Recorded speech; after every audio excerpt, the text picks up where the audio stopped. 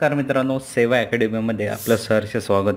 मित्रांनो, जुनी पेन्शन योजना कशी राबवता येईल यावर विचार करत असताना अचानक मला भारतीय संविधानाच्या 14व्या कलमाची आठवण झाली. मित्रांनो, 14वं कलम काय आहे हे आपल्यासमोर मांडण्यासाठीचा हा खटाटोप. भारतीय संविधानाचं मूलभूत हक्कातील कलम 14 असं सांगतं की समतेचा हक्क आहे. म्हणजेच भारतीय राज्यघटनात प्रत्येक नागरिकाला समतेचा हक्क दिलेला आहे. सरकारकडून कुठल्याही प्रकारचा भेदभाव कलम 14मध्ये अभिप्रेरित नाही आणि हीच खरी लोकशाही आहे. कलम 14 समतेचा हक्क सांगते की सर्व नागरिकांना समान वागणूक मिळाली पाहिजे. परंतु पेन्शन संदर्भात शासकीय कर्मचाऱ्यांमध्ये हा भेदभाव का केला जातो? जुने कर्मचारी सेवानिवृत्त झाल्यानंतर त्यांना गॅरंटेड पेन्शन मिळाली आणि नवीन कर्मचारी सेवानिवृत्त झाल्याच्या नंतर त्यांचे भवितव्य मात्र शेअर मार्केटच्या चढ उतारावरती सोडून दिलं जातं. एकाच प्रकारचे काम करणारे दोन लोकांना वेगळा न्याय का? हीच का ती समानतेची व्याख्या? कलम 14 समतेचा हक्क सांगतं की सरकार कोणत्याही नागरिकामध्ये भेदभाव करू शकत नाही. समान परिस्थितीत असलेल्या व्यक्तींना समान वागणूक मिळाली पाहिजे. पण सरकार स्वतःच आपल्या कर्मचाऱ्यांमध्ये भेदभाव का करत आहे हा मोठा प्रश्न आहे.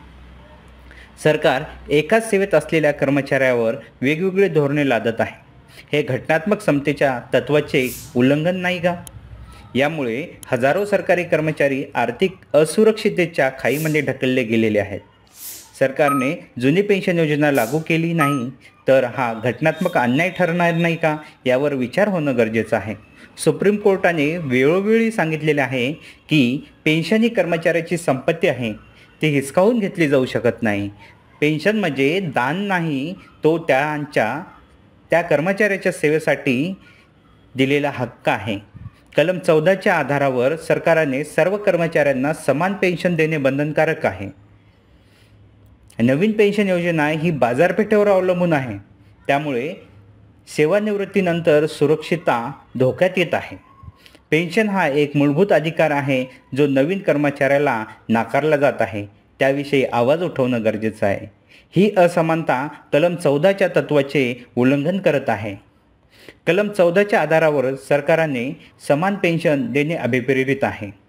एकाच प्रकारच्या सेवेसाठी समान नियम म्हणजेच पेन्शन लागू करणे आवश्यक होते. परंतु वेगवेगळ्या पेन्शन योजना राबवून कर्मचाऱ्यांच्या पेन्शनमध्ये सरकारने भेदभावाला आळा घातलेला आहे. कलम 14चा आदर करत सरकारने जुनी पेन्शन योजना लागू केलीच पाहिजे.